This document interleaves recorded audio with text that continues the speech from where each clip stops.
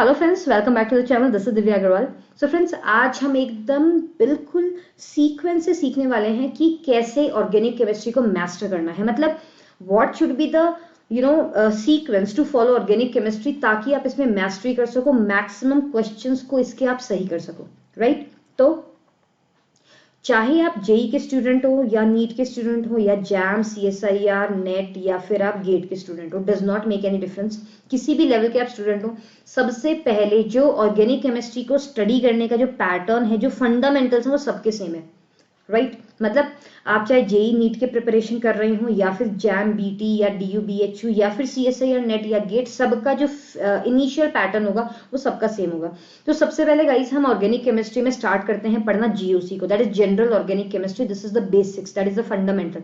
इसको अगर आप अच्छे से कवर कर लेते हो तो उसको फिर हम आगे के टॉपिक्स में बहुत अच्छे से लगा सकते हैं, और इससे आपके क्वेश्चंस की एक्यूरेसी या एक्यूरेट होने की टेंडेंसी क्या होती है, बढ़ जाती है। तो जीओसी को पढ़ने के लिए सबसे पहले हमें क्या करना पड़ेगा ना गाइस, जीओसी को पढ़ने के लिए हमें कुछ चीजें सबसे पहले डिस्कस करनी है, जैसे कि रेजोनेंस, जैसे कि हाइपर कॉन्जुगेशन, जैसे कि इंडक्टिव इफेक्ट। जब आप रेजोनेंस को, इंडक्टिव इफेक्ट को और हाइपर कॉन्जुगेशन को अच्छे से पढ़ लेते हो तो इनके ही एप्लीकेशन से निकल के आती है आपकी एरोमेटिसिटी और acid base chemistry. Okay, aromaticity and acid base chemistry. तो जब आपका जीओसी में रेजोनेंस और उसके सारे एप्लीकेशंस, हाइपर कॉन्जुगेशन उसके सारे एप्लीकेशंस, इंडक्टिव इफेक्ट उसके सारे एप्लीकेशन लग जाते हैं, तो उसके बाद में हम आते हैं aromaticity and acid base chemistry पे। नीचे मैंने कुछ लिंक्स गिवन है, वहां पे अगर आप जाएंगे तो आपको यही सीक्वेंस में मेरे लेक्चर्स मिल जाएंगे। दूसरा, सेकंड जो फंडामेंटल है दोस्तों, वो हम स्टडी करते हैं स्टीरियो केमिस्ट्री। अब स्टीरियो केमिस्ट्री को क्यों हम इंटरमीडिएट से पहले पढ़ रहे हैं, देखो इसके पीछे कारण है। कारण क्या होता है, इंटरमीडिएट्स में स्टीरियो कहीं ना कहीं पे आपकी आ जाती है, स्टीरियो आती है या चली जाती है। तो अगर हम स्टीरियो को पहले पढ़ लेते हैं, स्टीरियो के बेसिक्स को अगर हम पहले पढ़ लेते हैं तो हमें इंटरमीडिएट्स में मदद मिलती है, राइट? तो सेकंड जो सीक्वेंस में हम पढ़ते हैं वो है स्टीरियो केमिस्ट्री। अब स्टीरियो केमिस्ट्री में दो चीजें हैं, एक तो है बेसिक स्टीरियो केमिस्ट्री, दूसरी होती है डायनेमिक स्टीरियो केमिस्ट्री। तो what is basic stereo chemistry?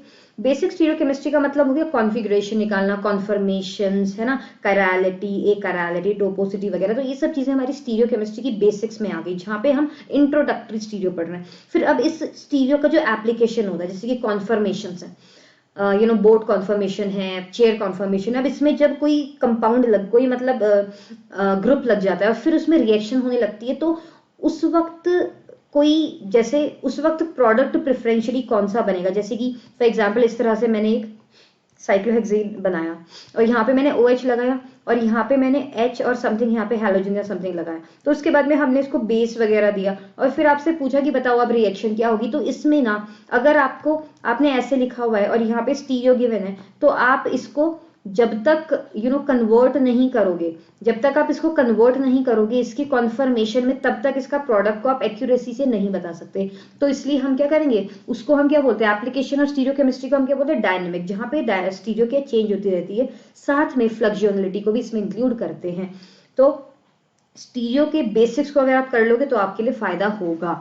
Second जो थर्ड आपको सीक्वेंस फॉलो करना है वो है इंटरमीडिएट। जी हाँ, बिल्कुल, इंटरमीडिएट्स को भी एक पैटर्न में चलना। देखो पूरा एरो आपको दिया हुआ है, तो इंटरमीडिएट्स को जैसे आप स्टडी करते हो। अब इंटरमीडिएट्स होते क्या है, इंटरमीडिएट्स जब हमारा रिएक्टेंट प्रोडक्ट में बदलता है तो उस वक्त बीच में जो एक शॉर्ट लिव्ड स्पीशीज होते हैं, जिनकी स्टेबिलिटी पे प्रोडक्ट कौन सा वाला स्टेबल होगा, है ना, वो डिपेंड करता है। तो इंटरमीडिएट्स में हमें पढ़ना होता है सबसे पहले कार्बोकेटाइंस, फिर उसके बहुत सारे एप्लीकेशंस, फिर कार्बेनाइंस हम पढ़ते हैं, फिर फ्री रेडिकल्स, फिर कार्बीन्स, नाइट्रीन्स एंड देन बेंजाइन। तो ये यहाँ तक जब हम इनको पढ़ लेते हैं तो हमारे इंटरमीडिएट्स खत्म हो जाते हैं। तो this should be the pattern, always start with a carbocation, then with carbanion, then go for free radical, then carbene, then nitrene, then benzyne. अब आपके दिमाग में एक सवाल जरूर उठ रहा होगा कि हम सीक्वेंस में क्यों पढ़ रहे हैं। तो दोस्तों, ऑर्गेनिक केमिस्ट्री क्या होती है, पूरी इंटरलिंक्ड होती है।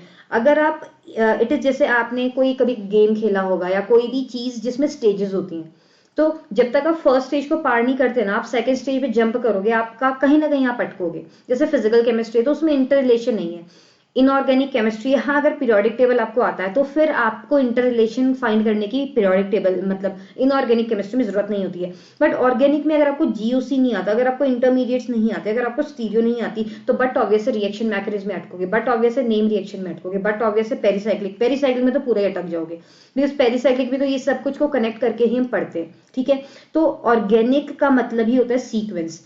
अगर आप ऑर्गेनिक इनऑर्गेनिक फिजिकल पढ़ोगे तो सबसे हार्ड आपको ऑर्गेनिक ही लगेगी, क्योंकि इसके क्वेश्चंस में हम फिजिकल में क्या करते हैं, रैंडम पढ़ लेते हैं, इनऑर्गेनिक में रैंडम पढ़ लेते हैं, इसमें हम रैंडम नहीं पढ़ सकते। रैंडम पढ़ोगे तो ऑर्गेनिक पढ़ो या ना पढ़ो एक ही बराबर है। Always follow the sequence. Next आपको क्या डिस्कस करना है दोस्तों, नेक्स्ट आपको देखना है रिएक्शन मैकेनिज्म। ना रिएक्शन मैकेनिज्म का मतलब क्या है, जब हमें बहुत अच्छे से जीओसी आ गई, हमको स्टीरियोकेमिस्ट्री आ गई, जीओसी के बाद स्टीरियोकेमिस्ट्री, स्टीरियोकेमिस्ट्री के बाद में जब हमें इंटरमीडिएट बहुत ही अच्छे से आ गए, सारे क्वेश्चन उसके हम सॉल्व कर पा रहे हैं, जैसे कि उसके साथ आप एक छोटी सी बुक लगा सकते हो, ये वाली है ना MS चौहान की, आप अगर इसको लगा लोगे साथ में क्वेश्चंस के लिए तो आपका बेसिक्स बिल्कुल हल्का फुल्का बेसिक जो एकदम क्लियर हो जाएगा। एक दिन की बुक है, एक दिन में पूरा बुक खत्म कर सकते हो, हार्डली ज्यादा क्वेश्चन, थोड़े बहुत क्वेश्चन हैं, बहुत ही आसानी से सॉल्व हो जाते हैं, तो बेसिक्स आपका बिल्कुल क्लियर हो जाएगा इस बुक से, ठीक है। अब उसकी ये क्वेश्चन बुक्स है, मतलब ये नहीं मैं बोलूँ कि थ्योरी पढ़ो, क्योंकि अभी हमारे पास टाइम कम है, हमारे पास 6 मंथ बचे हैं IIT JAM के लिए, अप्रोक्सीमेटली 5.5 समथिंग मंथ्स, ठीक है। तो अब हमारे पास इतना समय नहीं है कि हम कोई नई किताब पढ़ें। जैसे आप लोग मुझे मैसेजेस या कॉल कर देते हो कि मैम कौन सी बुक पढ़ूं, don't follow any book for 6 months, because we don't have, आप जस्ट क्या करो, we don't have time, you just follow the notes of teachers and the questions जो आपको सॉल्व करने के लिए बोला जा रहा है, जो आपको असाइनमेंट दिए जा रहे हैं उनको आप सॉल्व करो, राइट। तो रिएक्शन मैकेनिज्म के बाद में आप क्या जाओगे, एडिशन रिएक्शन पे, फिर आप आओगे एलिमिनेशन रिएक्शन के ऊपर, ठीक है। तो एडिशन रिएक्शन पढ़ोगे आप, एलिमिनेशन रिएक्शन पढ़ोगे, सब्स्टिट्यूशन पढ़ोगे, रीअरेंजमेंट पढ़ोगे, फिर फ्रेगमेंटेशन। अब देखो जो फ्रेगमेंटेशन है वो जैम के सिलेबस में बहुत कम है, और जैम बहुत कम है, और अगर हम जैम BT की बात करते हैं बायोटेक्नोलॉजी वाले स्टूडेंट्स की, तो उनके में तो है ही नहीं, तो BT वाले तो पढ़े ही ना, इसको बिल्कुल स्किप कर दे। और जो हमारे जो जैम के बच्चे हैं वो इसको हल्का फुल्का, जितना मैं पढ़ाती हूँ उतना इनफ है। रीअरेंजमेंट में BT में बहुत हल्का फुल्का है, वो मैं आपको बताती रहती हूँ कौन सा है आपके कोर्स में। बाकी एडिशन, एलिमिनेशन एंड सब्स्टिट्यूशन पूरा अच्छे से पढ़ना है जितना हम जैम के लिए पढ़ते हैं, ओके। अब उसके बाद में हम जो नेक्स्ट चीज पकड़ते हैं दोस्तों, अभी जो मैंने पहले बताया ना, ये सारा फंडामेंटल्स थे, मतलब जो सबसे पहले बताया था आपको GOC, उसके बाद में आपको बताया ये चीज स्टीरियोकेमिस्ट्री, फिर आपको बताया इंटरमीडिएट्स, ये तो कॉमन है फॉर ऑल।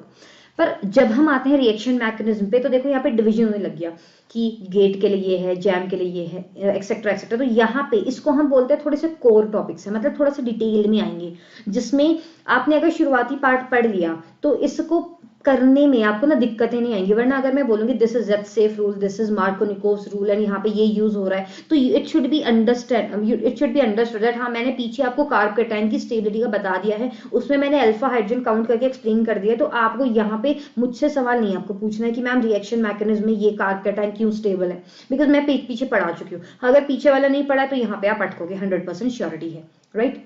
तो रिएक्शन मैकेनिज्म को पढ़ना है आपको, एडिशन, रिएक्शन, एलिमिनेशन, फिर आपको जाना है सब्स्टिट्यूशन। सब्स्टिट्यूशन देखो मोस्ट कोर है, मतलब सबसे इंपॉर्टेंट है जैम के पर्सपेक्टिव से, क्योंकि सब्स्टिट्यूशन में ही 5-6 सब डिविजन हो जाते हैं, NGP जहां आ जाती है इंपॉर्टेंट हो जाता है ना। एलिमिनेशन में देखेंगे वही 12th 11th JEE तक के लेवल का है, एडिशन वही JEE तक के लेवल का है, रीअरेंजमेंट हमारा ओके ज्यादा डिटेल में नहीं है, फ्रेगमेंटेशन बहुत ही कम माइन्यूट अमाउंट में है, सब्स्टिट्यूशन में आके कहानी रुकती है। तो सब्स्टिट्यूशन अगर आ जाए तो पूरा फोकस, अगर आप मेरे नोट्स देखोगे जो मैंने आपको पढ़ाया है ऑलरेडी, तो वहां पे मैंने बहुत ही डिटेल में आपको सब्स्टिट्यूशन रिएक्शन बताया हुआ है, एंड मैक्सिमम क्वेश्चन जो है सब्स्टिट्यूशन ओरिएंटेड है। रीजन उसका है, उसका डेप्थ, उसका क्वेश्चन आने की क्या बोलते हैं, क्वेश्चन ज्यादा आता है, ज्यादा सब्स्टिट्यूशन से आता है।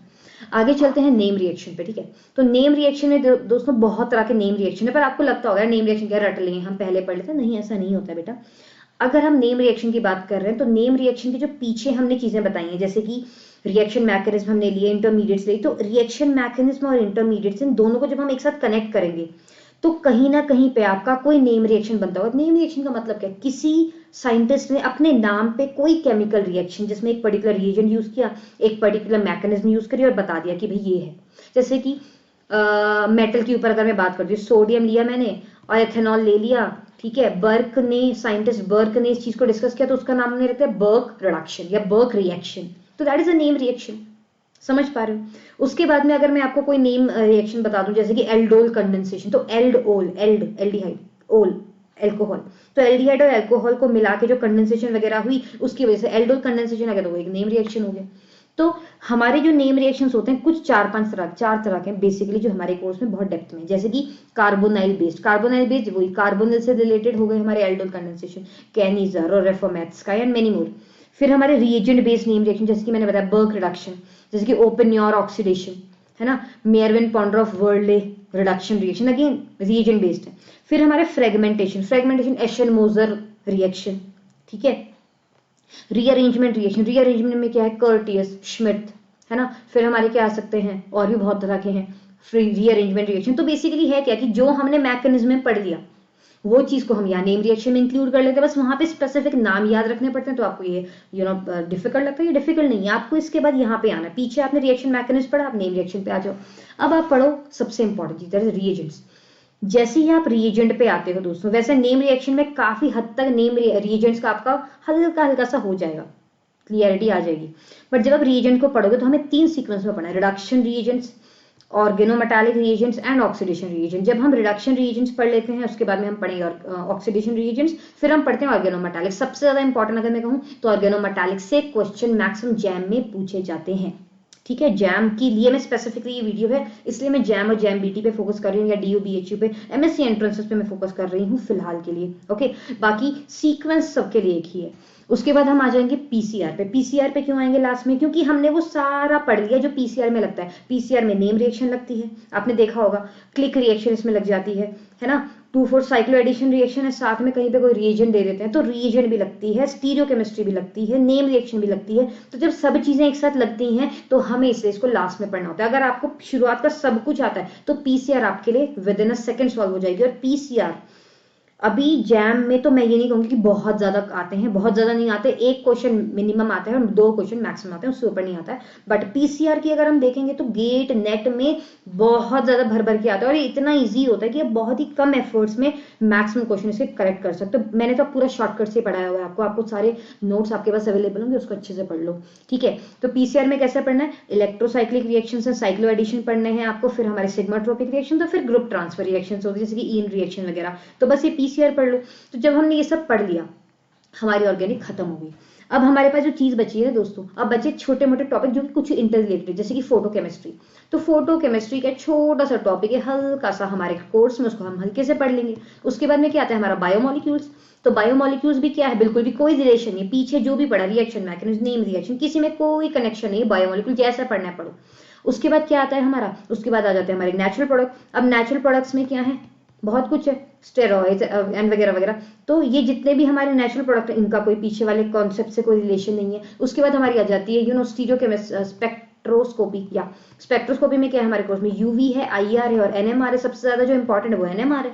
तो अब ये जो सारे टॉपिक्स है ना, ये ऐसे हैं जो कोई रिलेशन के नहीं है, आपको इनको पहले पढ़ना है पहले पढ़ लो, बट फायदा कुछ नहीं होता पहले पढ़ के, क्योंकि लास्ट में तो इनका आपको ऑन एंड होल ना बार बार समझना है, बार बार रिवाइज ही करना है। तो पहले आप क्या करो, ऑर्गेनिक को बिल्कुल अच्छे से सीक्वेंस में चलो। जैसे ही आपकी ऑर्गेनिक की ये सीक्वेंस हो जाती है, जीओसी आपकी खत्म हो जाती है, आपकी स्टीरियो खत्म हो जाती है, आपकी इंटरमीडिएट खत्म हो जाती है, reaction mechanism, name reaction, reagent, PCR, फिर आप इन सबको करो और फिर उसको कम से कम 10 टाइम्स रिवाइज करो, 10 टाइम्स रिवाइज करो।